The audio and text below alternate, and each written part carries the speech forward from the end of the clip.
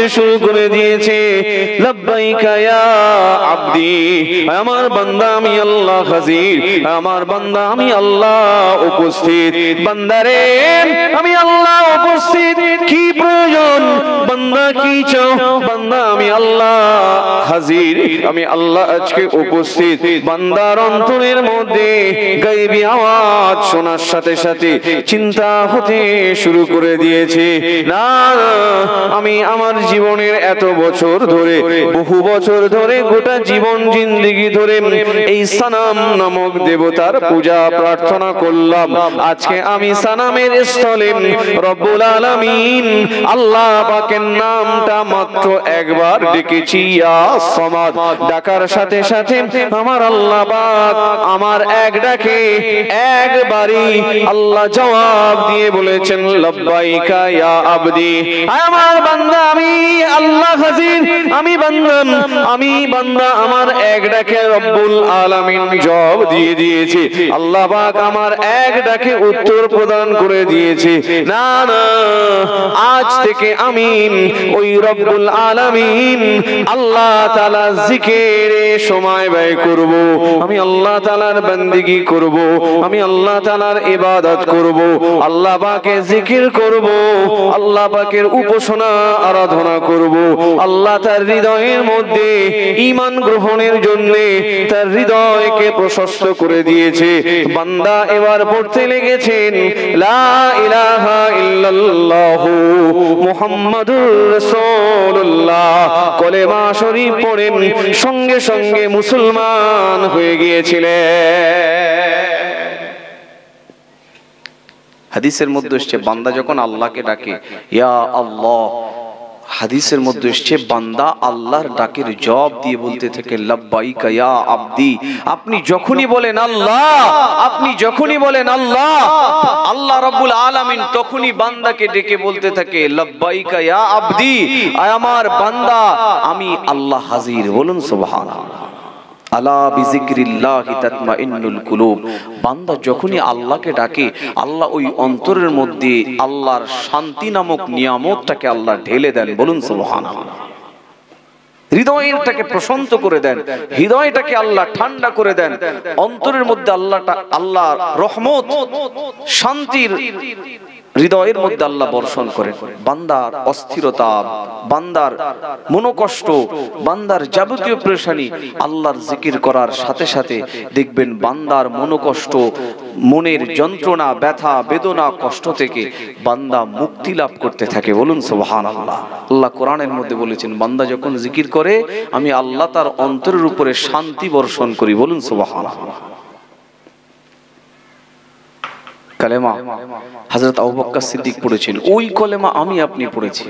দেখুন ওই কলেমা নিয়ে আমরা অসুস্থ হলে, আমরা রোগগ্রস্ত হলে, আমরা কোন রকমের কঠিন সমস্যার সম্মুখীন হলে অধৈর্য হয়ে যাই। কখনো কোনো নামাজি তার উক্তি এমনও ব্যক্ত করে থাকেন যে আমি এত নামাজ পড়ি তারপরেও আল্লাহ আমার এত পরীক্ষা নিচ্ছেন, আমি এত রোজা রাখি তাও আল্লাহ আমার এত পরীক্ষা নিচ্ছেন, আমি এত দান করি তাও আমার প্রতি এত বিপদ আপদ, এত মুসিবত। হযরত আবু বকর কি বলছেন? আল্লাহ দেখছেন তিনি যেটা চান সেটাই করেন, বাধা দেওয়ার শক্তি কারণেই। আর আল্লাহর সিদ্ধান্তটা আমি আবু বকর আমি মেনে নিলাম, আল্লাহ যেটা চান আমি আবু বকর ওটাতেই খুশি। বলুন সুবহানাল্লাহ। হযরত আবু বকর সিদ্দিক রাদিয়াল্লাহু তাআলা আল্লাহ রাসূল সাল্লাল্লাহু আলাইহি ওয়াসাল্লামের জলিলুল কদর সাহাবী, এমনি হয়নি, আল্লাহ পাকের ইবাদত বندگی করে রাসূলুল্লাহর সুন্নাতের অনুকরণ করে সিদ্দিকে আকবর গোটা উম্মতের মধ্যে অনন্য হয়েছে, শ্রেষ্ঠ হয়েছে। হযরত ওমর রাদিয়াল্লাহু তাআলা একদিন হযরত আবু বকর সিদ্দিককে বলছেন, ভাই হযরত আবু বকর, আমার জীবনের সবকিছু আপনাকে দিয়ে আপনার জীবনের একটি বিশেষ আমল যদি আপনি আমাকে দেন, আমি আমার জীবনের সব আমল আপনাকে দিতে প্রস্তুত। তো হযরত ওমর রাদিয়াল্লাহু তাআলা জিজ্ঞেস করছেন, হযরত ওমর, আমি আবু বকর আমার থেকে কি এমন বিশেষ আমল আপনি চান তার বিনিময়ে জীবনের সবকিছু দিতে চান? তো হযরত আবু বকর বলছেন, হুজুর আপনি যে হিজরতের রাতে গারে সৌরের মধ্যে আপনি রাসূলুল্লাহকে কোলে নিয়ে যে সময়টা কাটিয়েছেন, যে নেকিটা আপনার লাভ হয়েছে, ওই নেকিটা, ওই সওয়াবটা আমাকে দিয়ে আর আমার জীবনের সব নেকি আপনি নেন। হযরত ওমর রাদিয়াল্লাহু তাআলা কোনো সাধারণ ব্যক্তি ছিলেন না। সাহাবায়ে কেরামদের মধ্যে, উম্মতে মুহাম্মাদীর মধ্যে যার মর্যাদা 2 নম্বরে স্থান। আল্লাহ রাসূল আম্মাজান আয়েশার গৃহে অবস্থান করছেন। পূর্ণিমার চাঁদ, আকাশে অসংখ্য নক্ষত্র, তারকা ফুটেছে। তো আম্মাজান আয়েশা সিদ্দিকা রাদিয়াল্লাহু তাআলা আনহা উম্মুল মুমিনিন আল্লাহ রাসূলকে ডেকে বলছেন, হুজুর, ইয়া রাসূলুল্লাহ, ইয়া হাবিবাল্লাহ, আমার মনের মধ্যে একটি প্রশ্ন জেগেছে, এই আকাশে এত নক্ষত্র, এই নক্ষত্র পরিমাণ আমল কি কারো আছে? আমার ভাইরা, ওই সময় আল্লাহর নবী বলেছিল, ও আয়েশা, হ্যাঁ, এত তারকা পরিমাণ নেকি যদি কারো থাকে, তাহলে আমার ওমরের এত তারকা পরিমাণ নেকি আছে। আমার ওমরকে আল্লাহ এত নেকি দান করেছেন, আকাশের তারকা যেমন গণনা করা সম্ভব নয়, আকাশের তারকা যেমন কাউন্টিং করা সম্ভব নয়, আমার ওমর তার আমল আল্লাহ এত অগণিত করে দিয়েছে। আমার ওমর রাদিয়াল্লাহু তাআলা আনহু, তার আমলটা তারকার মতো অসংখ্য অগণিত, গণনা করা যায় না। আল্লাহর নবী দয়ার রাসূলের জবান মোবারক থেকে এই জবাব পাওয়ার সাথে সাথে উম্মুল মুমিনিন আম্মাজান আয়েশা সিদ্দিকা রাদিয়াল্লাহু তাআলা আনহা, তিনি চুপ করে গিয়েছেন, একেবারে স্তব্ধ হয়ে গিয়েছেন, নির্বিকার হয়ে গিয়েছেন, মনটা যেন মলিন করে নিয়েছেন। আল্লাহর নবী কিছুক্ষণ পরে উম্মুল মুমিনিন আম্মাজান আয়েশাকে ডেকে বলেছিলেন, ও আয়েশা, তবে শোনো, এই তারকা পরিমাণ নেকি হলো আমার ওমরের জীবনের নেকি, আর আমার সাহাবীদের মধ্যে, আমার সাহাবায়ে কেরামদের মধ্যে আমার আবু বকর, তোমার পিতা হযরত আবু বকরের নেকিটা কি তুমি জানো? আমার আবু বকর হিজরতের রাতে আমি নবীকে গুহার মধ্যে নিয়ে যে সময়টা কাটিয়েছিল, ওই রাতের আমলটা হযরত ওমরের সারা জীবনের আমল অপেক্ষা বেশি। আমার আবু বকরের ওই এক রাতের সওয়াবটা যা হযরত ওমরের সারা জীবনের আমলের থেকে বেশি। বলুন সুবহানাল্লাহ। তো হযরত ওমর বলছেন, উনি তো জানেন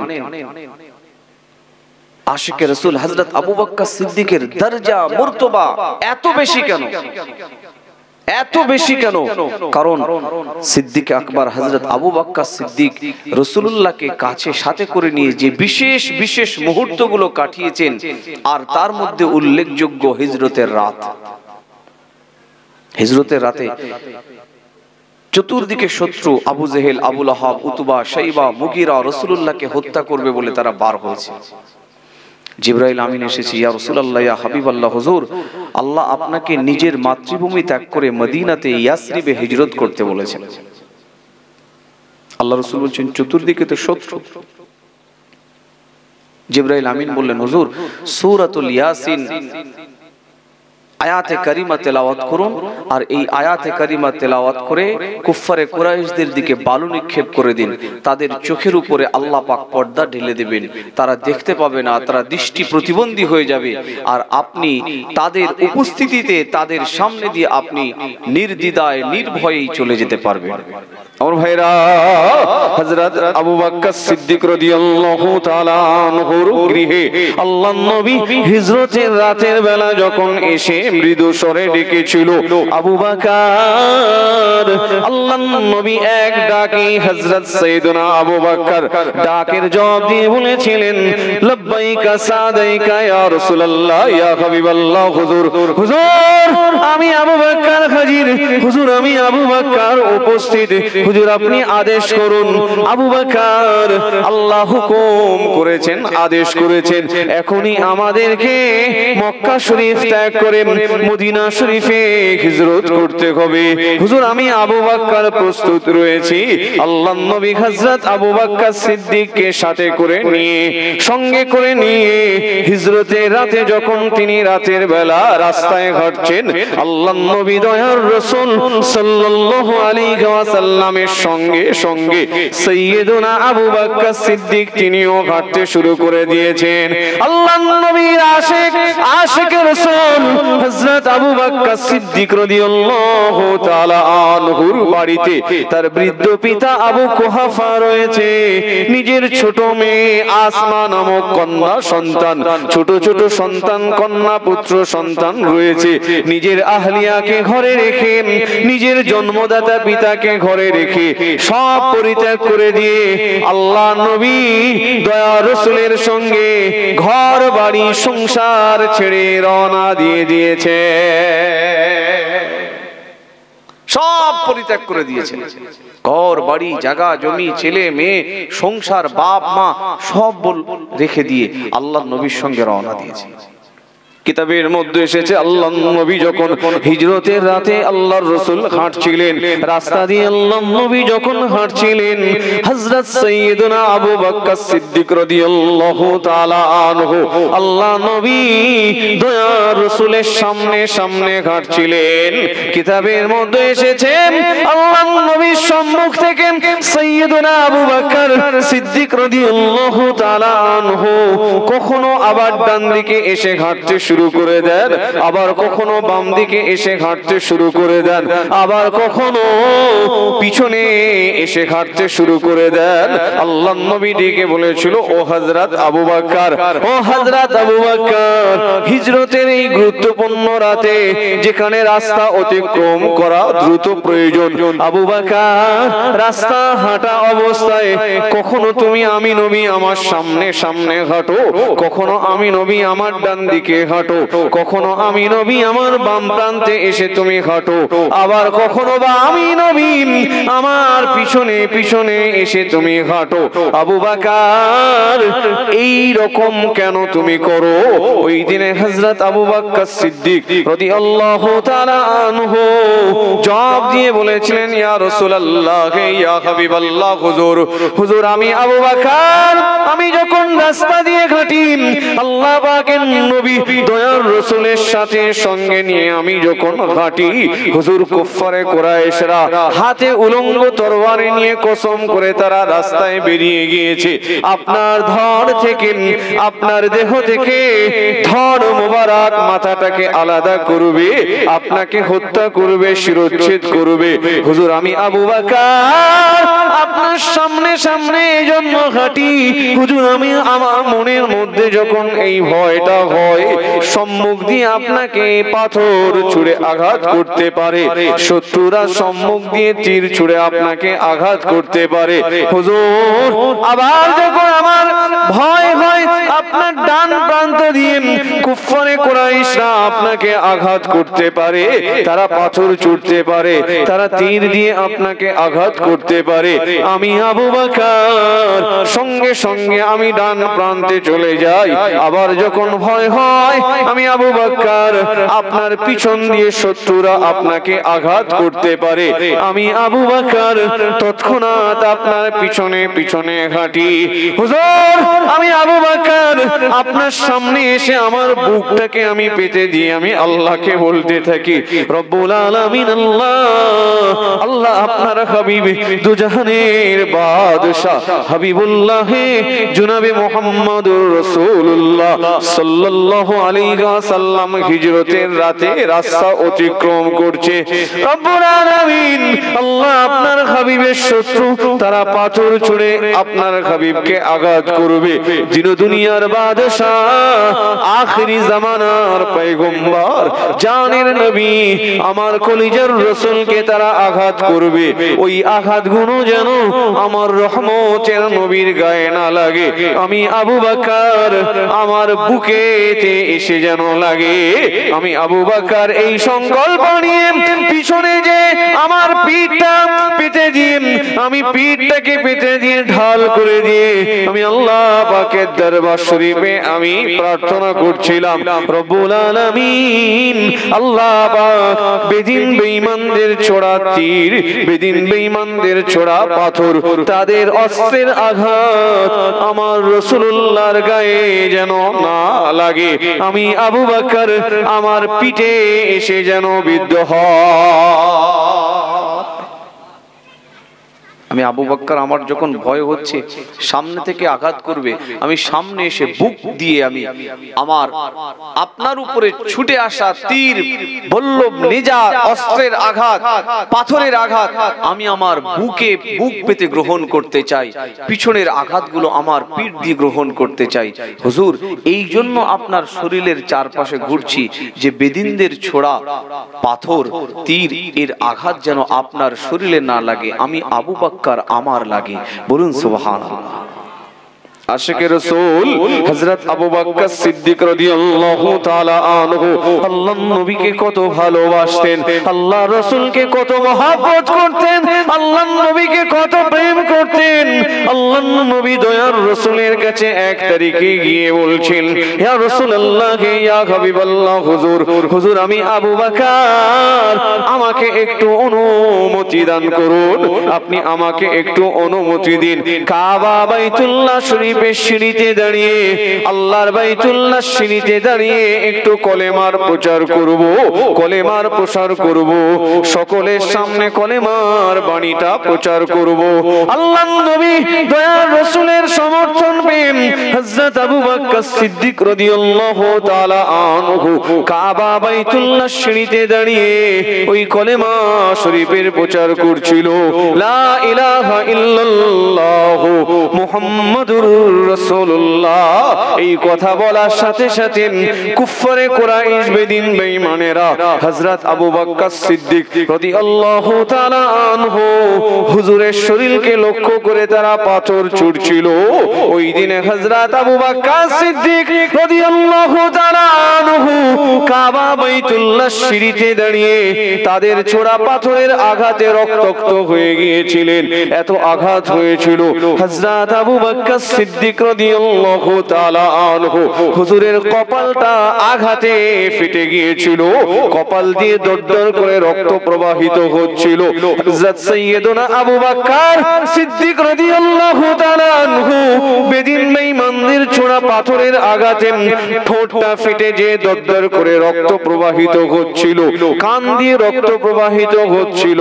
হযরত সাইয়্যিদুনা আবু বকর সিদ্দিক রাদিয়াল্লাহু তাআলা আনহু হুজুরের শরীরটা ক্ষত বিক্ষত হয়ে গিয়েছিল। রক্তাক্ত শরীর নিয়ে হযরত আবু বকর সিদ্দিক রাদিয়াল্লাহু তাআলা আনহু কাবা বাইতুল্লাহ সিঁড়িতে সেন্সলেস হয়ে গিয়েছিলেন। আল্লাহর নবী দয়ার রাসূলের দেওয়ানা আশিক হযরত আবু বকর সিদ্দিক রাদিয়াল্লাহু তাআলা আনহু হুজুরকে সেন্সলেস অবস্থায়, বেহুশ অবস্থায় বাড়িতে তুলে নিয়ে গিয়েছেন। সারা দিন হযরত আবু বকর সিদ্দিক হুজুর বেহুশ অবস্থায় থাকলেন, কখনো হুশ কখনো বেহুশ, এভাবে দিন কেটে গিয়েছে। রাত্র যখন ঘনীভূত হয়ে এসেছে, রাতের বেলা হযরত আবু বকর সিদ্দিক রাদিয়াল্লাহু তাআলা আনহুর যখন হুঁশ ফিরে গিয়েছে, হযরত আবু বকর সিদ্দিক হুজুরের আম্মা হযরত সাইয়্যিদুনা আবু বকর সিদ্দিককে ডেকে বলেছিল, বাবা আবু বকর, শরীর দিয়ে রক্ত প্রবাহিত হয়ে গিয়েছে, এত রক্ত প্রবাহিত হয়ে গিয়েছে, শরীরের মধ্যে রক্ত শূন্য হয়ে তুমি মারা যাবে। আবু বকর, কিছু খাবার গ্রহণ করো।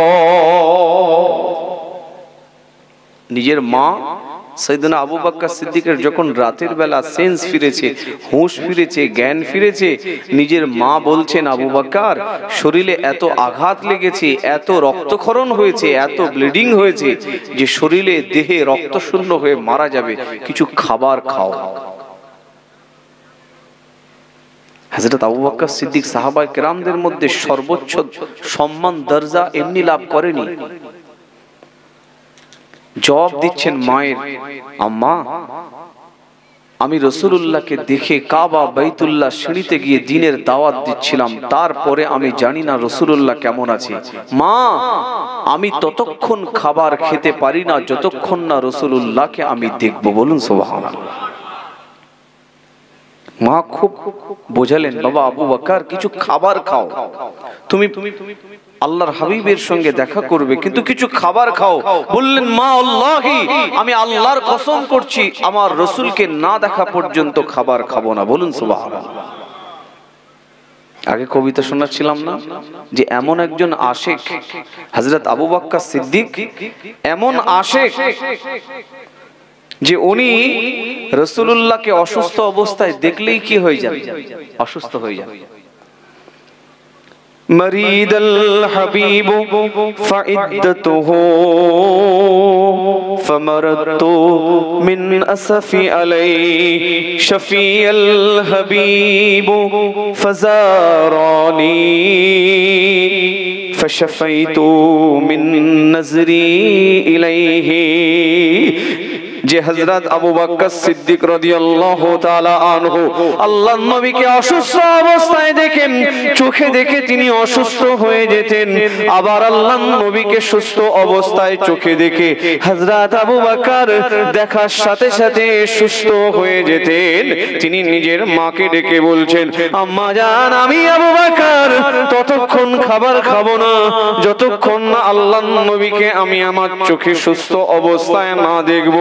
নিজের মা নিরুপায় হয়ে ধরাধরি করে রাতের অন্ধকারে দোজাহানের বাদশা সাইয়্যিদুল মুরসালিন শাফিউল মুজনাবিন রাহমাতুল লিল আলামিনের দরবার শরীফে নিয়ে হাজির হয়ে গিয়েছেন।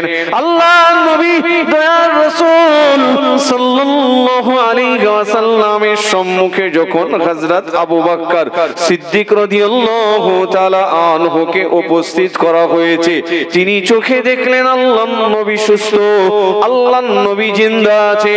চোখে দেখার সাথে সাথে সাইয়্যিদুনা আবু বকর সিদ্দিক রাদিয়াল্লাহু তাআলা আনহু, যিনি নিজে নিজে দাঁড়াতে পারছিলেন না, হযরত আবু বকর সিদ্দিক যিনি শারীরিকভাবে সুস্থ হয়ে যান, আল্লাহর নবীকে দৌড়ে যে নিজের বুকের সঙ্গে জড়িয়ে নিয়ে চোখ ভর্তি পানি নিয়ে কাঁদতে কাঁদতে বলেছিল, ইয়া রাসূলুল্লাহ ইয়া হাবিবাল্লাহ, হুজুর হুজুর কুফারে কুরাইশ বেদিন বেঈমানেরা আমি আবু বকর আমাকে পাথর মেরেছে, হুজুর তারা আমাকে এত আঘাত করেছে, আমার শরীর দিয়ে রক্তক্ষরণ হয়েছে, আমার গোটা শরীর রক্তাক্ত করে দিয়েছে, হুজুর তারা আমার শরীরকে রক্তাক্ত করে দিয়েছে, তাদের আঘাতের কারণে আমি আবু বকর বেহুশ হয়ে গিয়েছিলাম, হুজুর আমি আবু বকর রাতের বেলা যখন আমার জ্ঞান ফিরেছে, আমার যখন হুঁশ ফিরেছে, জ্ঞান ফেরার সাথে সাথে আমার আর খেয়াল নেই, আমার আর কিছু খেয়াল নেই, আমার মনের মধ্যে আমার হৃদয়ের মধ্যে একটাই খেয়াল, একটাই ভাবনা, একটাই চিন্তা শুরু হয়ে গিয়েছে, আমার রাসূল কোথায়, হুজুর আমি আবু বকর আমার চোখ দিয়ে আপনাকে দেখে আমি আবু বকর আমার আঘাতের জ্বালা যন্ত্রণা ব্যথা বেদনা আমি আবু বকর আমার ভালো হয়ে গিয়েছে, হুজুর এই ব্যথা বেদনা এই দুঃখ কষ্ট আপনাকে দেখে আমি আবু বকর ভুলে গিয়েছি, আমার ব্যথা কষ্ট বেদনা যন্ত্রণা আপনাকে দেখে আমার সব ভালো হয়ে গিয়েছে, আমি সব ভুলে গিয়েছি, আমি সুস্থ হয়ে গিয়েছি। বলুন সুবহানাল্লাহ। তো হযরত আবু বকর সিদ্দিক তিনি বলছেন, হুজুর আমি আপনার সামনে আসি এই ভয় নিয়ে যে সামনে দিয়ে আপনাকে কেউ আঘাত করবে, তাই সামনে এসে আমার সিনাটা পেতে দিয়েছি। সাহাবায়ে কেরামরা জীবন দিয়েছেন, ওহদের ময়দানে যখন রাসূলুল্লাহর শাহাদাতের সংবাদ প্রচার হয়ে গিয়েছে যে রাসূলুল্লাহ শহীদ হয়ে গিয়েছেন, মিথ্যা প্রচার করে দিয়েছে, এই সংবাদটা মদিনা শরীফে পৌঁছে গিয়েছে। আমার ভাইরা, সাহাবায়ে কেরামরা আল্লাহর নবীকে কতটা ভালোবাসতেন, আল্লাহর নবীকে কতটা মহব্বত করতেন, আল্লাহর রাসূলকে কতটা প্রেম করতেন।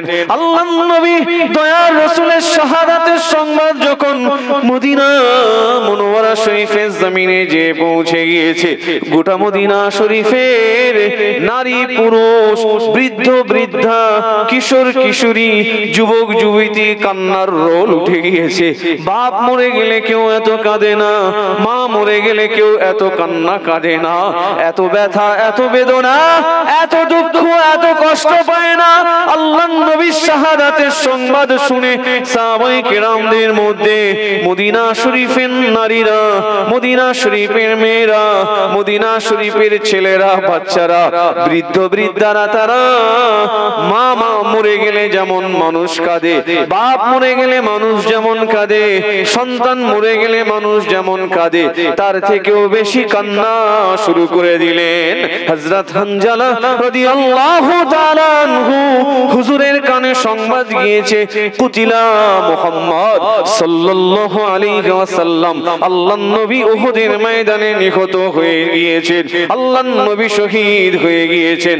হযরত হানজালা রাদিয়াল্লাহু তাআলা আনহু বিছানা থেকে লাফ দিয়ে তিনি ঘর থেকে দৌড়ে বাহির হয়ে গেলেন। স্ত্রী পিছন দিয়ে ডেকে বলছেন, প্রাণের স্বামী, শরীয়তের একটি বিধান আপনার উপরে প্রযোজ্য হয়ে গিয়েছে। প্রাণের স্বামী, শরীয়তের ওই বিধান, ফরজ বিধানটা আপনি আদায় করে যান।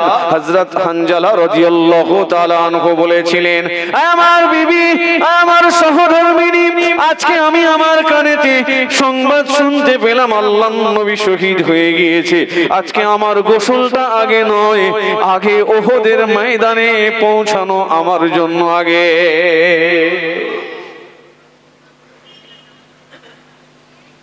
প্রেম কি দিয়ে আপনি বলবেন, কি দিয়ে এটাকে প্রমাণ করবেন? হযরত হানজালা রাদিয়াল্লাহু তাআলা আনহু যুদ্ধের ময়দানে আসলেন, আল্লাহর নবীর মহব্বতে নিজে শহীদ হয়ে গেলেন। মদিনা শরীফের একজন নারী আল্লাহর নবীর শাহাদাতের সংবাদ শুনে মদিনা শরীফের ওই নারী, ওই রমণী পাগলিনীর ন্যায় উহুদের ময়দানের দিকে দৌড়াতে শুরু করে দিয়েছেন, ছুটতে শুরু করে দিয়েছেন।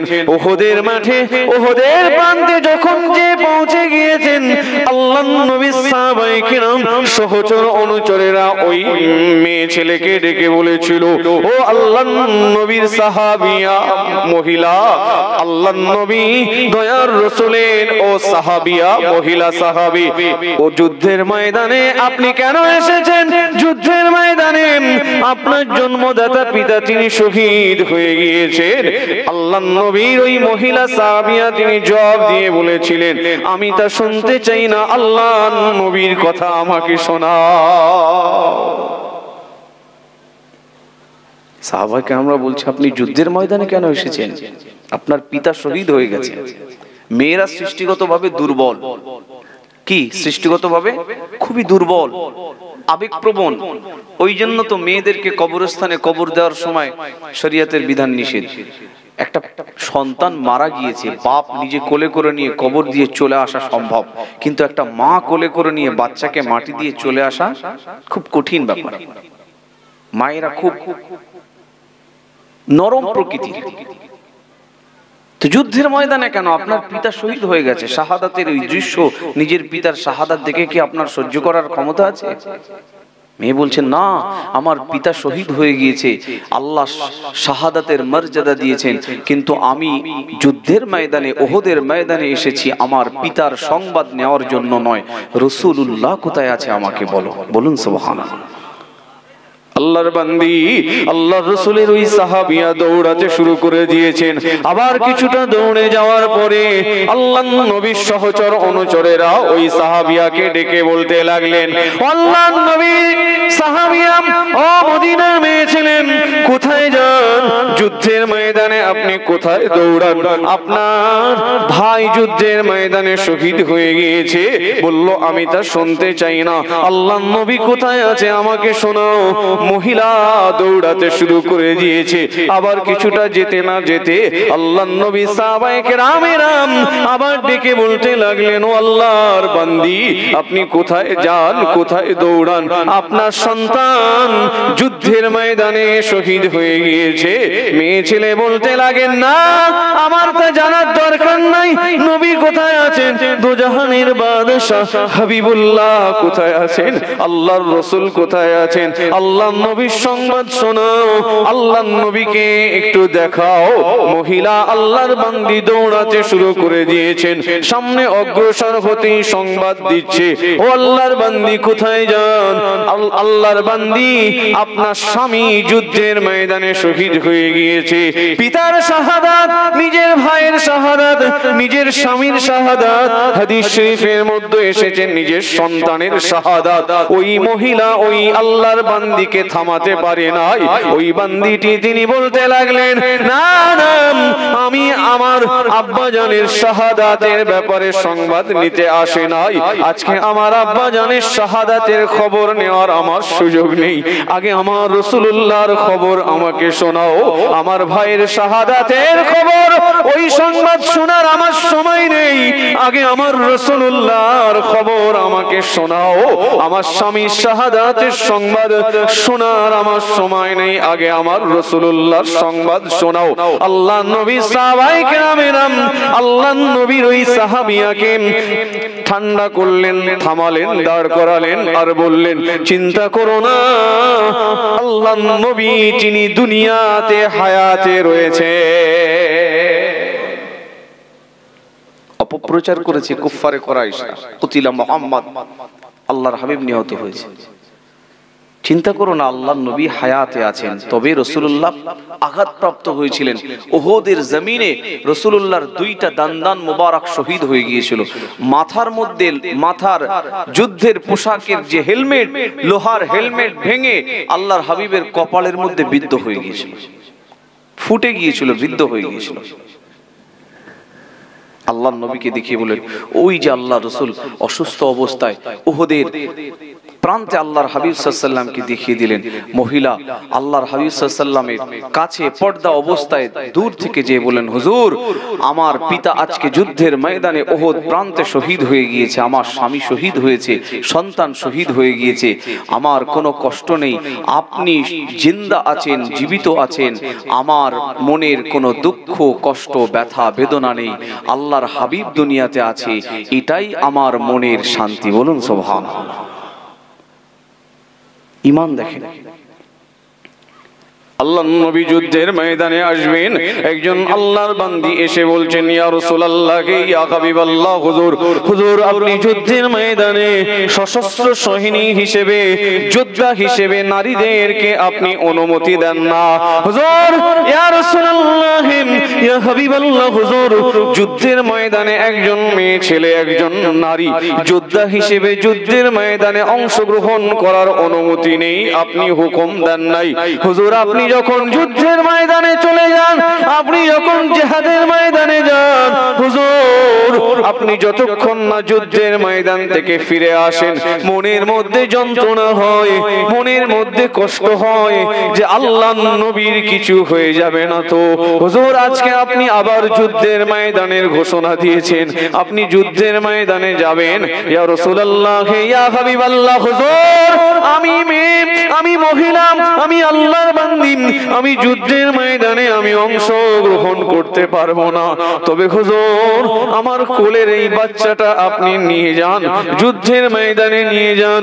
আল্লাহর নবী বলেন, ও আল্লাহর বান্দি সাহাবিয়া, যুদ্ধের ময়দানে নারীদের যেমন যোদ্ধা হিসেবে যাওয়ার অনুমতি নেই, সশস্ত্র সৈনিক হিসেবে যুদ্ধ করার অনুমতি নেই, আবার শিশুদের যুদ্ধের ময়দানে যাওয়ার অনুমতি নেই।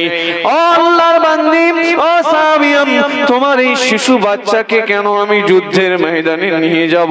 আল্লাহর বান্দি চোখ ভর্তি পানি নিয়ে বলেছিলেন, হুজুর আপনি যুদ্ধের ময়দানে যাবেন, শত্রুরা যখন আপনার দিকে তীরগুলো ছুড়বে, আপনার দিকে যখন তারা আঘাত করবে অস্ত্র দিয়ে, হুজুর আমার সন্তানটা ঢাল হিসেবে আপনি ব্যবহার করবেন। আপনার দিকে ছোড়া তীরগুলো, আপনার দিকে ছুটে আসা তীরগুলো আমার এই কলিজার সন্তান, আমার নারী ছেঁড়া সন্তান, আমার গর্ভে 10 মাস 10 দিন ধারণ করা সন্তান, আমার অতি মহব্বতের সন্তান, আপনার ভালোবাসায় আমি কুরবান করে দিতে চাই। তীরগুলো ছুটে ছুটে আমার বাচ্চার পিঠে এসে বুকে এসে বিদ্ধ হলেও আমি মোটেও কষ্ট পাবো না যদি আপনার গায়ে আঘাত না লাগে। বলুন সুবহানাল্লাহ।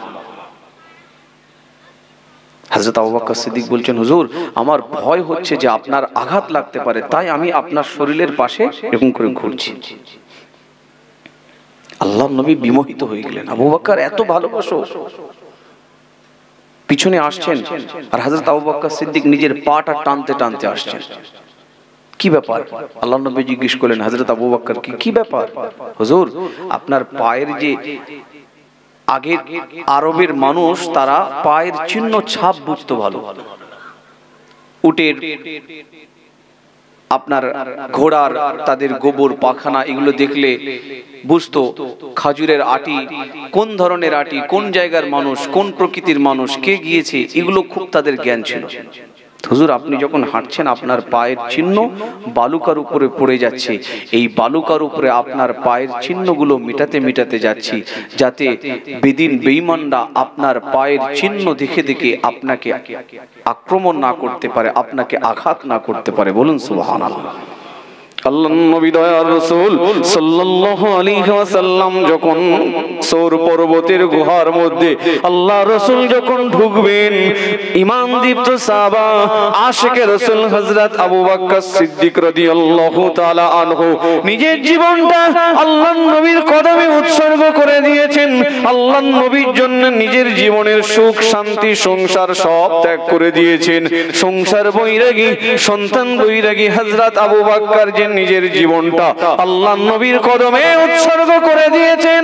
পর্বতের গুহার মধ্যে আল্লাহর নবী যখন ঢুকতে যাবেন, হযরত আবু বকর সিদ্দিক বলছেন, ইয়া রাসূলুল্লাহ, ইয়া হাবিবাল্লাহ, হুজুর না না আপনি গুহার মধ্যে একা আগে প্রবেশ করবেন না। হুজুর ওই গুহার মধ্যে পাহাড়িয়া বিষাক্ত প্রাণী জন্তু সাপ পোকামাকড় থাকতে পারে, আমি আবু বকর গুহার মধ্যে আগে প্রবেশ করব। আমি গুহার মধ্যে প্রবেশ করে তারপরে আপনি প্রবেশ করবেন। হযরত সাইয়্যিদুনা আবু বকর সিদ্দিক রাদিয়াল্লাহু তাআলা আনহু নবীকে কতটা খেয়াল করতেন, নবীকে কতটা মহব্বত করতেন, নবীকে কতটা ভালোবাসতেন। তারিখের কিতাব, ইতিহাসের কিতাবের অধ্যায়গুলো অধ্যায়ের পরে অধ্যায় শেষ হয়ে যাবে, কিন্তু সাহাবায়ে কেরামদের নবী প্রেমের এই অধ্যায় শেষ হবে না। হযরত সাইয়্যিদুনা আবু বকর সিদ্দিক রাদিয়াল্লাহু তাআলা আনহু সৌর পর্বতের গুহার মধ্যে আল্লাহর নবীকে নিয়ে যখন গুহার মধ্যে আল্লাহর রাসূল যখন প্রবেশ করলেন, আল্লাহর নবী পথ অতিক্রম করে, রাস্তা অতিক্রম করে আল্লাহর রাসূল ক্লান্ত হয়ে গিয়েছেন। আল্লাহর নবী বললেন, আবু বকর আমি নবী ক্লান্ত বোধ করছি, আমি নবী আমি একটু ক্লান্ত বোধ করছি। আল্লাহ রাসূল সাল্লাল্লাহু আলাইহি ওয়াসাল্লাম সাইয়্যিদুনা আবু বকর সিদ্দিক রাদিয়াল্লাহু তাআলা আনহুর কোলেতে মাথা রেখে আল্লাহর নবী ঘুমিয়ে গেলেন। কি বিশ্বস্ত বন্ধু, তার কাছে কোনো ভয় নেই। গোটা আরবের মানুষ শত্রু হলেও আল্লাহ রাসূল হযরত আবু বকরের কাছে সম্পূর্ণ নিরাপদ বোধ করছে। বলুন সুবহানাল্লাহ। এত বড় বিপদের মুহূর্তে, এত বড় বিপদের সময় শত্রুরা অস্ত্র নিয়ে ঘুরে বেড়াচ্ছে, রাসূলুল্লাহকে হত্যা করবে, আর হযরত আবু বকরের কোলে আল্লাহর নবী নিরাপদ নিশ্চিন্তে ঘুমিয়ে গিয়েছেন। বলুন সুবহানাল্লাহ। কত অন্তরঙ্গ বন্ধু, রাসূলুল্লাহ কত ভরসা করতেন সাইয়েদনা আবু বকরের প্রতি। চোখ বন্ধ করে যে কোনো মুহূর্তে সাইয়েদনা আবু বকরকে সঙ্গী বানিয়ে নিতেন। কখনো ভাবতে হতো না যে আবু বকরকে সঙ্গে নেব, হযরত আবু বকরকে কাছে রাখবো, আল্লাহ রাসূলকে কখনো ভাবতে হতো না। বলুন সুবহানাল্লাহ।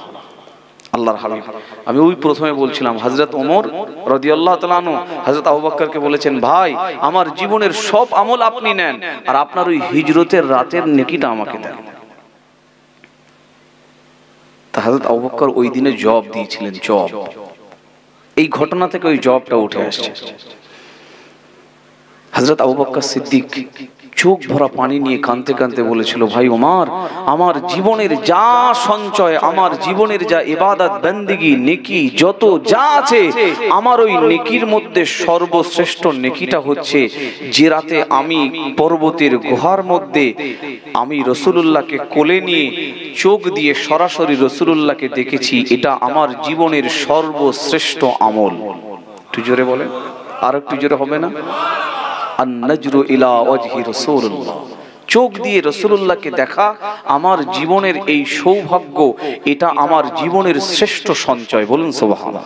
আবু বকর সিদ্দিক রাদিয়াল্লাহু তাআলা আনহু হযরত ওমর রাদিয়াল্লাহু তাআলা আনহুকে জবাব দিয়ে বলেছিলেন, ও ভাই হযরত ওমর, ও হযরত ওমর, আমি আবু বকর আমার জীবনের সবথেকে শানদার আমল, আমি আবু বকর আমার জীবনের সবথেকে গুরুত্বপূর্ণ আমল, আমি আবু বকর আমার জীবনের স্মরণীয় মুহূর্ত, আমার জীবনে মনে রাখার মতো মুহূর্ত, আমার জীবনের সব থেকে আনন্দদায়ক মুহূর্ত হচ্ছে ওই হিজরতের রাতে গারে সোনের মধ্যে আল্লাহর নবীকে কোলের করে নিয়ে, আল্লাহর নবীকে কোলের মধ্যে নিয়ে ওই দিনে আমার চোখটা পৃথিবী দেখেনি, পৃথিবীর কোন দৃশ্য আমার চোখ দেখেনি। ওই দিনে আমি আবু বকর আমার দু চোখটা কেবলমাত্র রাসূলুল্লাহকে দেখেছে। ওই আমলটা আমি আবু বকর আমার জীবনের শ্রেষ্ঠ আমল, আন-নাজরু ইলা ওয়াজহি রাসূলিল্লাহ, আমি আবু বকর আমার জীবনের শ্রেষ্ঠ আমলটা হলো নবীকে দেখা আমল। আমি আবু বকর দয়ার নবীকে ওই দিনে আমি চোখ ভরে দৃষ্টি ভরে দেখেছিলাম। সাহাবা কেরামরা যখন নবীর মজলিসে বসে থাকতেন, সরাসরি রাসূলুল্লাহর চোখের দিকে তাকিয়ে বসে থাকতেন না। আদবে রাসূল, আল্লাহর নবীর চোখের সঙ্গে চোখ তাকিয়ে কথা বসে থাকতেন না, মুখের দিকে চোখের দিকে সরাসরি চোখ তাকিয়ে বসে থাকতেন না। সাহাবা কেরামরা মাথা নিচু করে বসে থাকতেন আর আল্লাহর হাবিব ওয়াজ করতেন।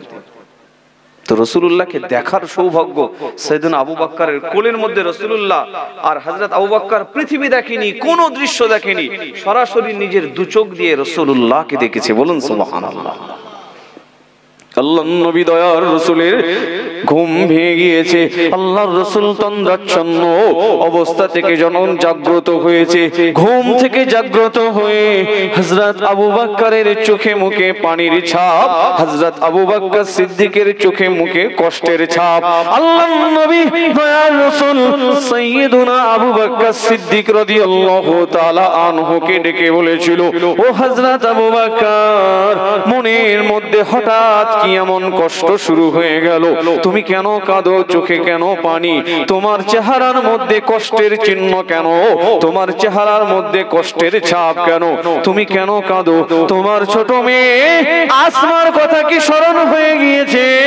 তোমার বৃদ্ধ পিতা, তোমার বয়োজ্যেষ্ঠ পিতা আবু কুহাফার কথা কি খেয়াল হয়ে গিয়েছে? সংসারের কথা কি মনে পড়ে গিয়েছে? বিবি বাচ্চা ঘর বাড়ির কথা কি স্মরণ হয়ে গিয়েছে? আল্লাহর নবী দয়ার রাসূলের আশিক হযরত সাইয়েদুনা আবু বকর সিদ্দিক রাদিয়াল্লাহু তাআলা আনহু ওই সময় জবাব দিয়েছিলেন, ইয়া রাসূলুল্লাহ, ইয়া হাবিবাল্লাহ, হুজুর আপনি যখন ঘুমাচ্ছিলেন, আপনি যখন আরাম ফরমাচ্ছিলেন, হুজুর এই গুহার মধ্যে যে গর্তগুলো ছিল, হাদিস শরীফের মধ্যে এসেছে হযরত আবু বকর সিদ্দিক নিজের পরিধানের কাপড়গুলো ছিঁড়ে ছিঁড়ে হযরত আবু বকর গুহার গর্তগুলো বন্ধ করে দিয়েছিলেন, কিন্তু একটা গর্ত অবশিষ্ট ছিল। ওই গর্তের মধ্যে হযরত আশিকে রাসূল খলিফাতুল মুসলিমিন সাইয়্যিদুনা আবু বকর সিদ্দিক রাদিয়াল্লাহু তাআলা আনহু নিজের পা দিয়ে গোড়ালি দিয়ে চেপে রেখেছিল। এই খেয়াল নিয়ে এখন আল্লাহ নবী আরাম করছে, আল্লাহ নবী একটু ঘুমাচ্ছে। আমার রাসূলুল্লাহর ঘুমে যেন বিঘ্ন না হয়, আমার রাসূলুল্লাহর ঘুমে যেন ব্যাঘাত না হয়, কোন বিষয় কোন বস্তু আমার রাসূলুল্লাহর ঘুমের যেন কষ্ট না হয়। এই সাপের গর্তগুলো পাহাড়ি গর্তের মধ্যে বিভিন্ন বিষাক্ত সাপ থাকেন, তাই সাইয়েদনা আবু বকর নিজের পা দিয়ে চেপে রেখেছিলেন। হুজুর আমি আবু বকর আমার ওই পায়ের মধ্যে বিষাক্ত সাপ দংশন করে দিয়েছে, এই জন্য ওই বিষের জ্বালা যন্ত্রণায় আমি আবু বকর আমার চোখে একটু পানি এসে গিয়েছে। হুজুর এই সংসারের কান্না নয়, সংসার ছেড়ে আসার জন্য কষ্ট নয়, ছেলে মেয়ের কষ্টে নয়, স্ত্রীর ছেড়ে আসার জন্য কষ্ট নয়, নিজের পিতাকে ছেড়ে আসার জন্য কষ্ট নয়, পায়েতে সাপ দংশন করেছে। আল্লাহ নবীর দেখা এটা জীবনের শ্রেষ্ঠ আমল কেন দেখেন, যে এই আমলটাই হযরত আবু বকর সিদ্দিক রাদিয়াল্লাহু তাআলা আনহুর জীবনের শ্রেষ্ঠ আমল কেন দেখেন। আপনার হাতে আগুন দিয়ে দেওয়া হবে, আগুন, আর বলা হবে আপনার সামনে আপনার বন্ধু প্রিয় বন্ধুকে দাঁড় করিয়ে যে আগুন হাতে নিয়ে বন্ধুকে দেখতে হবে, হাতে আগুন আগুন দেওয়া হবে, আর আপনার সামনে যদি আপনার বন্ধুকে দেওয়া হয় আর দিয়ে বলা হয় হাতে আগুনটা নিয়ে বন্ধুকে দেখতে হবে, সম্ভব হবে? একটু হানা বলেন। আগুন তো একটু চামড়ায় লাগলেই তো আমরা জ্বালা যন্ত্রণায় কাতরাতে থাকি, ছটফট করতে থাকি, আর যদি একটা জ্বলন্ত আগুন হাতের উপরে দিয়ে বলা হয় বন্ধুকে দেখতে হবে আগুন হাতে নিয়ে, তা কি সম্ভব হবে? হ্যাঁ, আমাদের জন্য সম্ভব না হলে সাহাবায়ে কেরামদের জন্য সম্ভব। সাহাবায়ে কেরামদের জন্য তা সম্ভব ছিল। আল্লাহর হাবিব সাল্লাল্লাহু আলাইহি ওয়াসাল্লামের সাহাবায়ে কেরামরা পিঠের নিচে জ্বলন্ত আগুনের কয়লা দিয়ে দেওয়া হয়েছে, আগুনের জ্বলন্ত আংরা কয়লা বিছিয়ে দেওয়া হয়েছে আর শুইয়ে দেওয়া হয়েছে, দিয়ে বলা হয়েছে বলো মুহাম্মদ সাল্লাল্লাহু আলাইহি ওয়াসাল্লামের সঙ্গ ত্যাগ করবে কিনা। সাহাবায়ে কেরাম বলছে কখনো নয়, পিঠের চামড়া পুড়ে যাচ্ছে। হাদিসের মধ্যে এসেছে পিঠের চামড়া উপরের লেয়ার, এই চামড়াটা পুড়ে চামড়ার অপোজিটে কিন্তু চর্বি থাকে, চর্বি, ওই চর্বিতে যে আগুন পৌঁছে যাচ্ছে, চর্বির গন্ধে হাদিসের মধ্যে এসেছে যে পিঠের চামড়া পুড়ে চর্বিগুলো আগুনের মধ্যে গিয়ে পুড়ে গন্ধে এলাকা, পুরো এলাকা গন্ধ হয়ে গিয়েছে। তারপরেও সাহাবায়ে কেরাম ওই আগুনের মধ্যে শুয়ে থেকেও বলেছে আল্লাহর হাবিবকে ভালোবাসি, আল্লাহকে ভালোবাসি, দ্বীন ইসলামকে ভালোবাসি, কোরআনকে ভালোবাসি। এই কথা বলা থেকে তারা পিছু পা হটে আসেনি, বলুন সুবহানাল্লাহ। সাহাবায়ে কেরামদের দেখেন শুলে চড়িয়ে দিয়েছেন, শুল। আগের দিনে মানুষকে শাস্তি দেওয়ার এটা একটা প্রক্রিয়া, এখন যেমন ফাঁসি আছে, শুলে চড়িয়ে দেওয়া হয়েছে। শুলে চড়িয়ে দিয়ে শরীরের বিভিন্ন অংশ থেকে গোশতগুলো কেটে নেওয়া হচ্ছে, চামড়াগুলো গোশতগুলো কেটে নেওয়া হচ্ছে।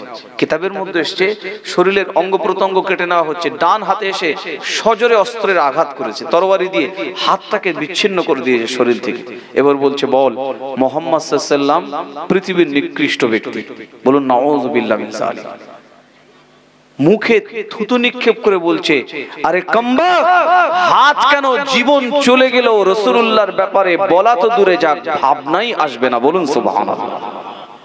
হযরত খুবাইব, হযরত খাব্বাব রাদিয়াল্লাহু তাআলা আনহু, হযরত বিলাল রাদিয়াল্লাহু তাআলা আনহু, হযরত সাহাবায়ে কেরামেরা আল্লাহর নবীর মহব্বতের প্রমাণ দিতে যে নিজেদের জীবনটা কত কঠিন পরীক্ষার মধ্যে, কত কঠিন সিচুয়েশনের মধ্যে হযরত বিলাল রাদিয়াল্লাহু তাআলা আনহুর হাত পা বেঁধে যখন আগুন, হাত পা বেঁধে যখন মরুভূমি শুইয়ে রাখা হতো, বুকের উপরে পাথর দিয়ে যখন চাপা দিয়ে রাখা হতো, তারপরেও তিনি জিকির করতেন আহাদুন আহাদ, আল্লাহ এক, আল্লাহ অদ্বিতীয়, আল্লাহ একমাত্র ইবাদতের লায়েক, আর মুহাম্মদুর রাসূলুল্লাহ তিনি হলেন আল্লাহর প্রেরিত পয়গম্বর।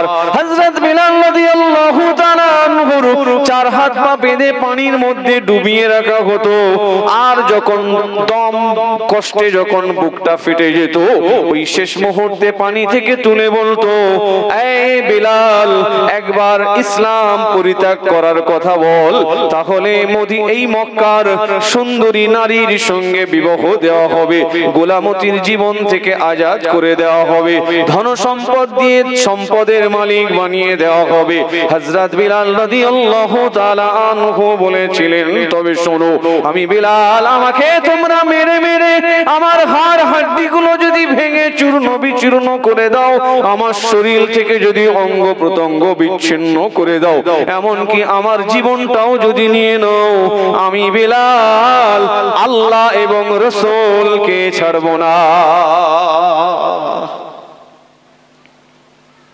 হযরত আবু বকর সিদ্দিকের ওই দিনের আমলটা শ্রেষ্ঠ আমল কেন দেখেন? সাপ পায়ে কামড়েছে, বিষের জ্বালা, শরীর ফেটে যাচ্ছে যন্ত্রণায়, রাসূলুল্লাহ কোলে আছে, একটা বারও জাগালেন না। আবু বকর রে, আমার জীবনের এটা স্মরণীয় আমল, শানদার আমল, এই উমর, এটা আমার জীবনের শ্রেষ্ঠ আমল, এটার বিনিময় আমি করতে পারবো না। সাপের বিষের জ্বালা যন্ত্রণার থেকে ওই দিনে রাসূলুল্লাহর দেখাটা আমার কাছে লজিজ লাগছিল, ভালো লাগছিল, মজা লাগছিল। আমি সাপের কামড় সহ্য করেও রাসূলকে দেখার সৌভাগ্য মিস করিনি। বলুন সুবহানাল্লাহ। আল্লাহ রাসূল উঠে তাড়াতাড়ি জবান থেকে লালা নিয়ে ক্ষত স্থানে লাগিয়ে দিলেন। হাদিসের মধ্যে এসেছে ওই জ্বালা তৎক্ষণাৎ, বিষের জ্বালা, যন্ত্রণা, বিষক্রিয়া সঙ্গে সঙ্গে ঠান্ডা হয়ে গিয়েছিল। তবে আল্লাহর হাবিব ইন্তেকালের পরে হযরত সাইয়েদনা আবু বকর সিদ্দিক এই জামাদিউস সানি মাসের 7 তারিখে তিনি ইন্তেকাল করেছিলেন। ইন্তেকালের পূর্বে ওই বিষক্রিয়া আবার একটু দেখা দিয়েছিল রাসূলুল্লাহর ইন্তেকালের পরে। তো আল্লাহর নবী হযরত আবু বকর সিদ্দিকের চেহারার দিকে তাকিয়ে নিজের হৃদয় থেকে বলছে, আবু বকর, তুমি আমাকে ভালোবাসি জানি, এটা কোনো কিছুর প্রমাণ করা লাগে না, কিন্তু তুমি যে আমাকে কতটা ভালোবাসে আজ তা প্রমাণ করে দিলে। আবু বকর, আমার জন্য নিজের জীবনটা কঠিন মুহূর্তে, কঠিন পরিস্থিতিতে ঠেলে দিলে, আজকে তুমি আমাকে এত ভালোবাসো। আল্লাহর নবী নিজে এবার হযরত আবু বকরের এই ভালোবাসায় সন্তুষ্ট হয়ে বলছেন, আল্লাহুম্মা জাআল আবা বকরিন মাই ফি দারাজাতিন ফিল জান্নাহ। আল্লাহ, আমি নবী আমাকে কিয়ামতের মাঠে জান্নাতের মধ্যে, আমি নবী আমাকে যে জায়গায় আপনি স্থান দেবেন, আমার গারে হেরাম, আমার গারে সরের, আমার হিজরতের সাথী, আমার হিজরতের সঙ্গী, আমার সুখ দুঃখের বন্ধু, আমার আবু বকরকে আমি নবী আমার সঙ্গে জান্নাতি বানাবে। এখানে আল্লাহর নবী নিজেই দোয়া করছেন, আবু বকর, তুমি আমাকে এত ভালোবাসো, এত মহব্বত করো, এত প্রেম করো। রাসূলুল্লাহ নিজেই বিমোহিত, ভালোবাসায় নিজেই তিনি উচ্ছ্বাসিত। আল্লাহুম্মা জাআল আবা বকরিন মাই ফি দারাজাতিন ফিল জান্নাহ। আল্লাহ, জান্নাতে আমার যে জায়গা হবে, আমার পাশেই আমার বন্ধু আবু বকরকে পাশাপাশি জায়গা করে দিও। বলুন সুবহানাল্লাহ। সাহাবায়ে কেরাম আল্লাহর নবীকে ভালোবেসেছিলেন। হযরত আবু বকর সিদ্দিক আল্লাহর নবীকে ভালোবেসেছিলেন। খলিফাতুল মুসলিমিন, আমিরুল মুমিনিন হযরত আবু বকর সিদ্দিকের কথা বলছিলাম। আল্লাহর নবীর বিদায় হজের দিনে যে আয়াতে কারিমা নাজিল হয়েছিল, ওই আয়াতে কারিমা নাজিল হওয়ার পরে আল্লাহর নবীর আশিক সাইয়্যিদুনা হযরত আবু বকর সিদ্দিক রাদিয়াল্লাহু তাআলা আনহু কাঁদতে শুরু করে দিয়েছিলেন। আল্লাহর নবী আর দুনিয়াতে থাকবেন না, আল্লাহর নবী আমাদের থেকে বিদায় নেবেন, আল্লাহর রাসূল আমাদের থেকে পর্দা নেবেন। আল্লাহর নবী যখন দুনিয়া থেকে পর্দা নিলেন, আল্লাহর রাসূল যখন দুনিয়া থেকে বিদায় নিলেন, দয়ার নবী, রহমতের নবী যখন বিদায় নিলেন, সাহাবায়ে কেরামরা নবী হারা হয়ে গিয়েছে। আল্লাহর নবী দয়ার রাসূলের হুজরা শরীফ উম্মুল মুমিনিন আম্মা জান আয়েশা সিদ্দিকা রাদিয়াল্লাহু রাদিয়াল্লাহু তাআলা আনহার গৃহের মধ্যে আল্লাহর নবী ইন্তেকাল করলেন। হযরত সাইয়্যিদুনা আবু বকর সিদ্দিক রাদিয়াল্লাহু তাআলা আনহু ওই স্থানে তিনি উপস্থিত। আল্লাহর নবীর ইন্তেকালের সংবাদ শুনলেন। আল্লাহ নবীর ইন্তেকালের স্থান উম্মুল মুমিনিন আম্মা জান আয়েশা সিদ্দিকা রাদিয়াল্লাহু তাআলা আনহার গৃহে হযরত আবু বকর সিদ্দিক তিনি নিজে আসলেন, চাদর থেকে রাসূলুল্লাহর চেহারাটাকে উন্মুক্ত করলেন। আর আল্লাহর নবীর আশিক, আল্লাহর নবীর হিজরতের সঙ্গী, আল্লাহর নবীর হেরা পর্বতের গুহার সঙ্গী, সুখ দুঃখের সঙ্গী সাইয়্যিদুনা আবু বকর সিদ্দিক রাদিয়াল্লাহু তাআলা আনহু আল্লাহর নবীর কপাল মোবারকে চুমা দিতে শুরু করে দিয়েছে। হযরত আবু বকর সিদ্দিক রাদিয়াল্লাহু তাআলা আনহু আল্লাহর নবীর কপালে 3টা চুমা দিলেন। বললেন, হুজুর আপনি এসেছেন আলোকিত করে, আপনি আমাদের থেকে চলে গেলেন আলোকিত করে। আপনার আগমন যেমন সুন্দর, আপনার প্রস্থানও তেমন সুন্দর। মদিনা শরীফের কান্নার রোল উঠে গিয়েছে। সাহাবায়ে কেরাম রিদওয়ানুল্লাহ তাআলা আলাইহিম আজমাইন, নারী পুরুষ নির্বিশেষে সকলেই ক্রন্দন করতে লাগলেন, সকলেই কান্নাকাটি করতে লাগলেন। আল্লাহ রাসূল আর নাই। হযরত ওমরের কাছে সংবাদ গিয়েছে রাসূলুল্লাহ দুনিয়াতে নাই, ইন্তেকাল করেছেন। হযরত ওমর পাগল হয়ে যাচ্ছেন। সাইয়েদুনা হযরত ওমর রাদিয়াল্লাহু তাআলা আনহুর নবী প্রেমের দৃষ্টান্ত আপনারা অনেক শুনেছেন। আল্লাহর নবী যখন ইন্তেকাল করে গিয়েছিলেন, আল্লাহর রাসূলের এই ইন্তেকালের সংবাদ শোনার সাথে সাথে হযরত ওমর রাদিয়াল্লাহু তাআলা আনহু তিনি মোটেও প্রস্তুত ছিলেন না। হযরত ওমর কখনো এরকম প্রস্তুত ছিল না যে তারা নিজের কানে আল্লাহর নবীর ইন্তেকালের সংবাদটা শুনবেন। হযরত ওমর রাদিয়াল্লাহু তাআলা আনহু সংবাদ শোনার সাথে সাথে হুঁশিয়ার করে বলে দিলেন, তোমরা শোনো, আল্লাহর নবীর সহচর অনুচরেরা তোমরা শোনো, আল্লাহর নবী মারা গিয়েছে, আল্লাহর নবী ইন্তেকাল করেছে, মুহাম্মদুর রাসূলুল্লাহ আমাদের থেকে বিদায় নিয়েছে। এই কথা যদি বলো, আমি ওমর কিন্তু তাকে ছাড়বো না। আমি ওমর আমার তরবারি কিন্তু তার দেহ থেকে, শরীর থেকে মাথাটাকে আলাদা করে দেবে। আমি ওমর আমি দেখব না তার সম্মান কতটা, আমি ওমর দেখব না তার মর্যাদা কতটা। আমি ওমর ঘোষণা করে দিলাম, যদি কেউ বলো মুহাম্মদুর রাসূলুল্লাহ মারা গিয়েছে, আমি ওমর কিন্তু তাকে আমি ছাড়ব না। সাহাবায়ে কিরামরা সাইয়েদনা ওমরের কাছে কেউ যাচ্ছে না, পাগলের মতো হয়ে গেছে। মা মরে গেলে এত কান্না কাঁদেন না, আব্বাজান মারা গেলে এত কান্না কাঁদে না, সন্তান হারালে এত কান্না কাঁদে না, এত ব্যথা এত বেদনা পায় না। আত্মীয় স্বজন প্রিয়জন মহব্বতের মানুষ দুনিয়া থেকে বিদায় নিলে এত কান্না এত ব্যথা এত বেদনা এত শোক দুঃখ পায় না। হযরত ওমর রাদিয়াল্লাহু তাআলা আনহু আর শান্ত হয় না। সাহাবায়ে কেরামরা হযরত আবু বকর সিদ্দিক রাদিয়াল্লাহু তাআলা আনহুর কাছে সংবাদ পাঠিয়েছে, আল্লাহর নবীর সাহাবা, আল্লাহর নবীর সহচর, আল্লাহর নবীর অনুচর হযরত আবু বকর সিদ্দিক হুজুর হযরত ওমর রাদিয়াল্লাহু তাআলা আনহু তিনি তার অবস্থাটা এমন, হাতে তরবারি নিয়ে ঘুরছেন। যদি কেউ বলে আল্লাহর নবী ইন্তেকাল করেছে, তাকে শহীদ করবে, তাকে শিরচ্ছেদ করবে। আল্লাহর নবী আল্লাহ রাসূলের মহব্বত, আল্লাহর নবীর ভালোবাসায় হযরত ওমর রাদিয়াল্লাহু তাআলা আনহু দিওয়ানা হয়ে গিয়েছিলেন।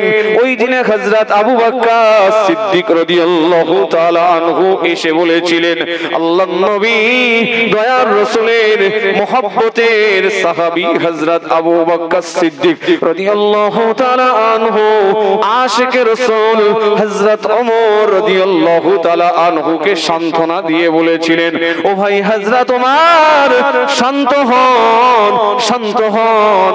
আপনি আল্লাহ পাকের কোরআনের ওই আয়াত কি ভুলে গিয়েছেন?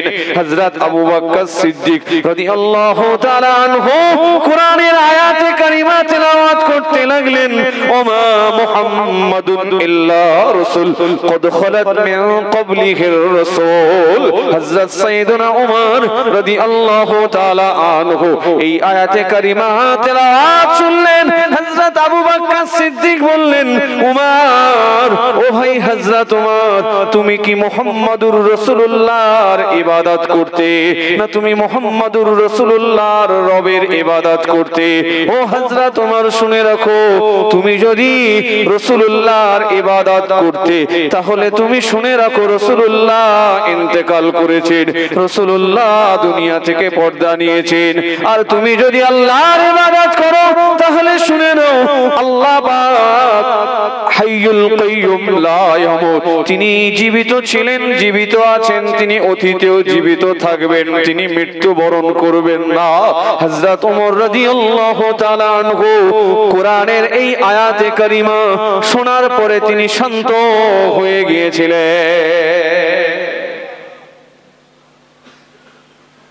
আশিক রাসূল হযরত ওমর রাদিয়াল্লাহু আনহু একেবারে তরোয়ার নিয়ে, উলঙ্গ তরোয়ার নিয়ে ঘুরছেন। ও হযরত ওমর, ইবাদত করো রাসূলের না আল্লাহর? আল্লাহর। তুমি যদি রাসূলের ইবাদত করো তাহলে শোনো রাসূলুল্লাহ ইন্তেকাল করেছেন। আর যদি আল্লাহর ইবাদত করো তাহলে তোমাকে একটা সংবাদ শোনাচ্ছি, হাইয়ুল কাইয়ুম, আল্লাহু লা ইলাহা ইল্লা হুয়াল হাইয়ুল কাইয়ুম। যে রবের ইবাদত তুমি করো, তুমি আল্লাহর ইবাদত করো, ওই আল্লাহ কখনোই মারা যাবেন না। অতীতের সব নবী রাসূল মারা গিয়েছেন, আখিরি জামানার পয়গম্বর আল্লাহর হাবিবও মারা যাবেন, এটাই চূড়ান্ত, এটাই চূড়ান্ত করে দিয়েছেন। আল্লাহ রাসূল ইন্তেকাল করবেন, এটাই আল্লাহ চূড়ান্ত করে দিয়েছেন। অতএব আল্লাহর ইবাদত করলে তুমি সুসংবাদ শোনো, আল্লাহ হাইয়ুল কাইয়ুম লা ইয়ামুত, তিনি কখনো মৃত্যুবরণ করেন না, তিনি কখনো ইন্তেকাল করেন না। আর তুমি যদি রাসূলুল্লাহর ইবাদত করো তাহলে শোনো রাসূলুল্লাহ ইন্তেকাল করেছেন। আল্লাহর হাবিবের দাফন করে দেওয়া হলো।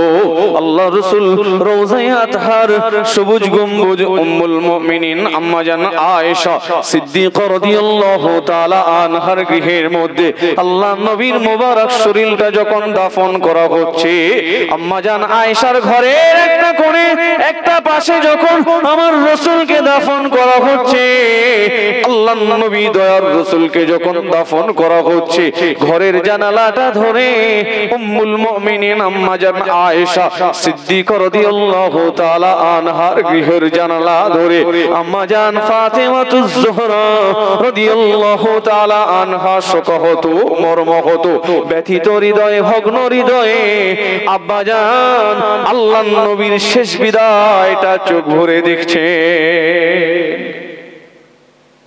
চোখ ভরে দেখছেন। এক পর্যায়ে তিনি নিজের শরীরের ভারসাম্য হারিয়ে ফেলেছেন। উম্মুল মুমিনিন আম্মা জান আয়েশা সিদ্দিকা রাদিয়াল্লাহু তাআলা আনহার গৃহে আম্মা জান ফাতিমাতুজ জোহরা রাদিয়াল্লাহু তাআলা আনহা নিজের শরীরের ভারসাম্য হারিয়ে ফেলেছেন। তিনি চিৎকার দিয়ে বলতে লেগেছেন, ও আল্লাহর নবীর সহচর অনুচরেরা, তোমরা কি আজকে নিষ্ঠুর হয়ে গিয়েছো?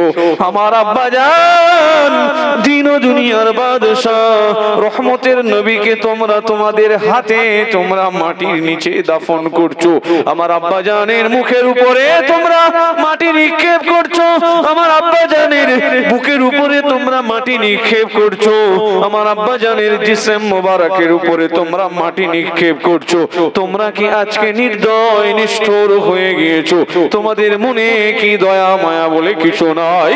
আল্লাহর নবীর কবর মোবারক রওজায়ে আতহার আল্লাহ রাসূল সাল্লাল্লাহু আলাইহি ওয়াসাল্লামের দাফন করে দেওয়া হয়েছে।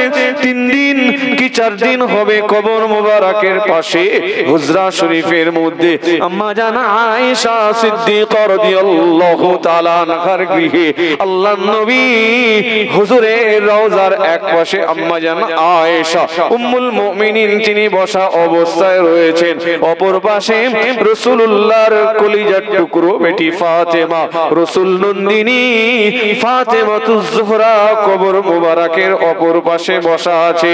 এবার এবার আম্মা জান ফাতেমাতুজ জোহরা রাদিয়াল্লাহু তাআলা আনহা আব্বা জান আল্লাহর নবীর কবর মোবারকের মধ্যে হাত প্রবেশ করিয়ে দিয়ে এক মুঠো মাটি নিয়ে আল্লাহর আসমানের দিকে তুলে ধরে নিজের শরীরের ভারসাম্য হারিয়ে বলেছিল, ও দুনিয়ার মানুষ, তোমরা কি জানো আমার হাতের মধ্যে কি আছে? আমি ফাতেমা, আমার হাতের মধ্যে কি আছে তোমরা কি জানো? আম্মা জান ফাতেমা নিজেই বলছেন, আমার হাতের মধ্যে দিন ও দুনিয়ার বাদশা, আখেরি জামানার পয়গম্বর, দু জাহানের বাদশা হাবিবুল্লাহ জনাবে মুহাম্মদুর রাসূলুল্লাহ, আমার আব্বা জান, আমার দয়ার নবী, আমার পিতা, আমার জন্মদাতা পিতা, আমার আব্বা জানের কবর মোবারকের এক মুঠো মাটি। ও দুনিয়ার মানুষ, তোমরা কি জানো এই মাটিতে আল্লাহ এত সুগন্ধ দান করে দিয়েছে, এত খুশবু দান করে দিয়েছে। আমার আব্বা জানের কবরের মাটি মোবারকটা যদি তোমরা শোকো, তাহলে দুনিয়ার খুশবু তোমরা ভুলে যাবে।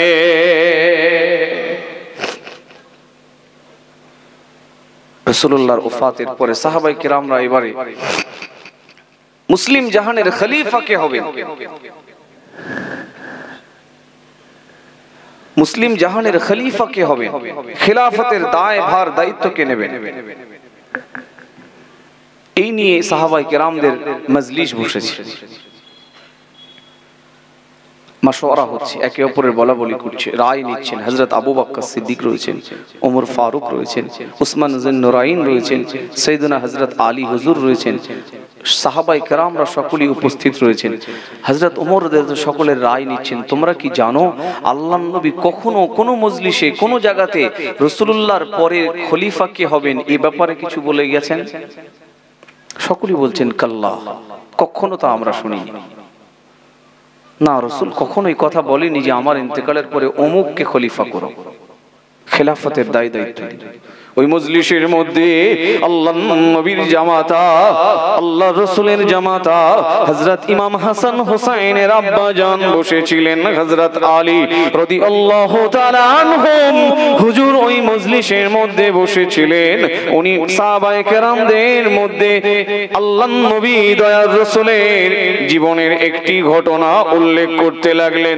ও হযরত ওমর, তবে শোনো, আমি আলী আমার মনের মধ্যে একটি বিষয়ে প্রশ্ন, আমি আলী আমার একটি বিষয়ে জানা আছে।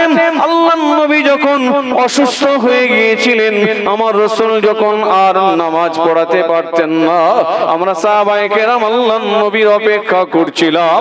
আল্লাহর রাসূল অনুমতি দিয়ে দিয়েছিলেন নামাজ পড়ে নেওয়ার জন্য। আমাদের মধ্যে আমরা সবাই হযরত ওমর রাদিয়াল্লাহু তাআলা আনহুকে পছন্দ করে ইমামতির জায়গায় পাঠিয়ে দিয়েছিলাম। আল্লাহর নবী যখন জানতে পারলেন ইমামতির জায়গায় হযরত সাইয়েদনা ওমর, আল্লাহর নবী অসুস্থ অবস্থায় বলেছিলেন, না, আমার ওমর নয়, ইমামতি করবেন আমার আবু বকর সিদ্দিক। ও হযরত ওমর রাদিয়াল্লাহু তাআলা আনহু রাসূলুল্লাহর জীবদ্দশায় আল্লাহর নবী ওই মিম্বরে দাঁড়িয়ে যিনি নামাজ পড়িয়েছেন, যিনি হলেন হযরত আবু বকর সিদ্দিক রাদিয়াল্লাহু তাআলা আনহু। আর ওই দিনে আমাদের তরফ থেকে নির্বাচিত হয়েছিলেন হযরত ওমর, কিন্তু আল্লাহ নবী বলেছিলেন আমার আবু বকর মসজিদে নববী শরীফের, মসজিদে নববীর ইমামতি করবেন। এই কথা দ্বারা কি হযরত আবু বকরের মর্যাদা বৃদ্ধি বোঝা যায় না? এটা কি হযরত আবু বকর সিদ্দিকের সম্মান মর্যাদার একটি প্রমাণ নয়? হযরত আবু বকর সিদ্দিকের এই কথা শোনার সাথে সাথে হযরত ওমর রাদিয়াল্লাহু তাআলা সবার আগে এসে হযরত আবু বকর হুজুরের হাতে হাত দিয়ে বললেন, হুজুর, আমি আপনার হাতে হাত দিয়ে বায়াত গ্রহণ করছি জিহাদের নিয়তে।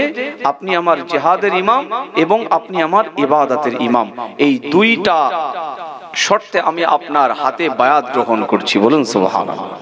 সাহাবায়ে কেরাম এসে সব পর এক এক করে আল্লাহ রাসূলের সাহাবা হযরত আবু বকর সিদ্দিকের হাতে বায়াত গ্রহণ করলেন। সাইয়েদনা আবু বকর সিদ্দিক খলিফা হওয়ার পরে অনেক গুরুত্বপূর্ণ কাজ তিনি করলেন। তিনি যখন খেলাফতের দায়িত্ব নিলেন, যত দরিদ্র গরিব অসহায় বিধবা সহায় সম্বলহীন মানুষ যাদের দেখাশোনা করার কেউ নেই, এমন নিরুপায় নিরাশ্রয় অসহায় ব্যক্তিদের তাদের তালিকা করে সাহাবায়ে কেরামদের এক একজনকে দায়িত্ব করে দিলেন, অমুক অসহায় পরিবারের জন্য অমুক সাহাবা তার দায়িত্ব নেবে, অমুক অসহায় বিধবা বৃদ্ধা বয়োজ্যেষ্ঠা নারী অমুক বৃদ্ধা মা তার দেখাশোনা অমুক সাহাবী করবে, তার ছেলে নেই মেয়ে নেই বাচ্চা নেই স্বামী নেই কেউ নেই হতদরিদ্র, এই রকম এই শ্রেণীর মানুষদের লিস্ট করতে লাগলেন। সাইয়েদনা আবু বকর সিদ্দিক রাদিয়াল্লাহু তাআলা আনহু সকল দরিদ্র মানুষ বিধবাদের লিস্ট গুলো করে অসহায় মানুষদের লিস্ট গুলো করে সাহাবায়ে কেরামদের কাছে তালিকা দিয়ে দিলেন, সকলের কাছে এক একজনকে এক একজনের দায়িত্ব বুঝিয়ে দিলেন। হযরত আবু বকর সিদ্দিক রাদিয়াল্লাহু তাআলা আনহু আল্লাহর নবী সাহাবায়ে কেরামদের দায়িত্ব বুঝিয়ে দিলেন।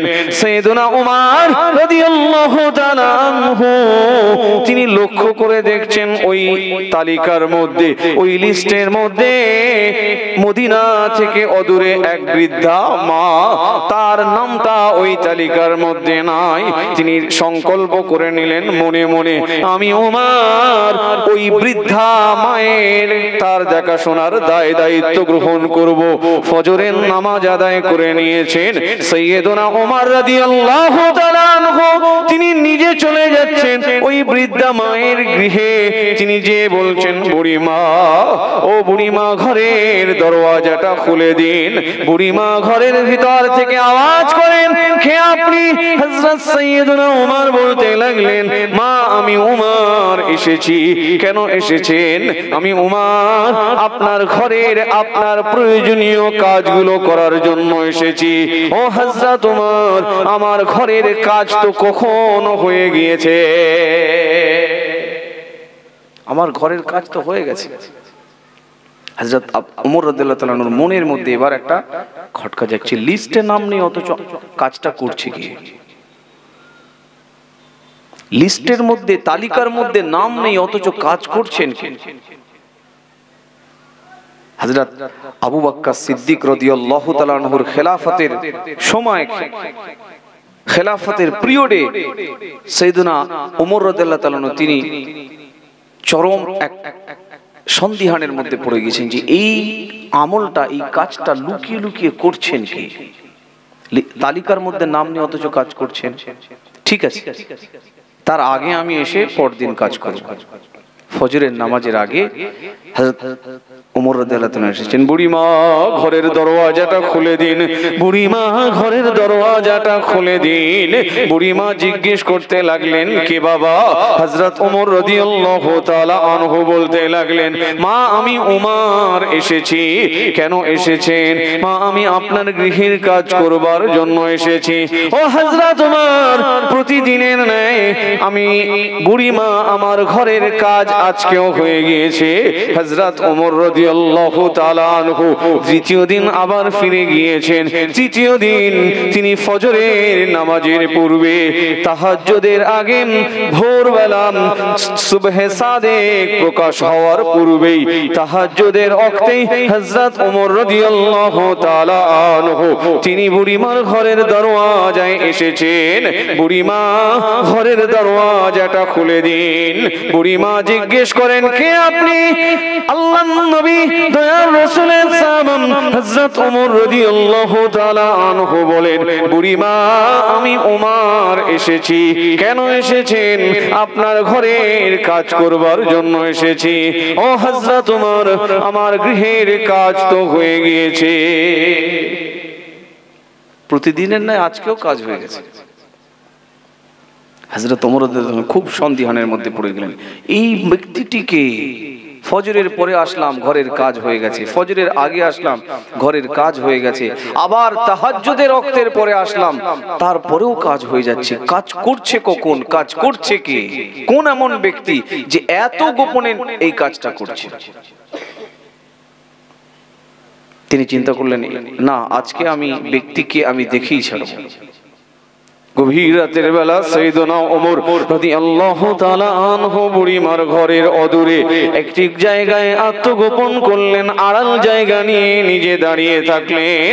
এবার যখন রাত্র গভীর হয়ে গিয়েছে, গভীর রাতের বেলা মানুষ যখন ঘুমিয়ে গিয়েছে, মানুষ যখন ঘুমের মধ্যে, গোটা এলাকার মানুষ যখন ঘুমিয়ে গিয়েছে, দেখছেন নিঃশব্দে চাদর আবৃতি অবস্থায় গোটা শরীরটা ঢেকে চাদর মুড়ি দিয়ে চাদর আবৃতি অবস্থায় একজন ব্যক্তি নিঃশব্দে হেঁটে হেঁটে আসছে। হযরত সাইয়েদনা ওমর অপেক্ষা করছেন ব্যক্তি কোন দিকে যান।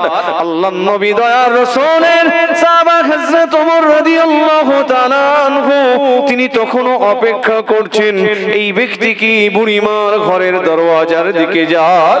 দেখতে পাওয়া যায় ব্যক্তি বুড়িমার ঘরের দরওয়াজায় উপস্থিত হয়ে গিয়েছে। হযরত ওমর রাদিয়াল্লাহু তাআলা আনহু বাহির হয়ে আল্লাহর নবী দয়ার রাসূলের সাহাবা হযরত ওমর রাদিয়াল্লাহু তাআলা আনহু ওই চাদর আবৃতি করা ব্যক্তি তাকে নিজের সঙ্গে জড়িয়ে ধরে বলছেন, কে আপনি? চেহারা থেকে পর্দা সরিয়ে ফেলুন। তাকবীর দেন না, নারায়ে তাকবীর। সবাই মিলে দেন নারায়ে তাকবীর, একই সঙ্গে দেন নারায়ে তাকবীর, নারায়ে তাকবীর। সিলসিলায়ে হক মুসাদ্দিদুজ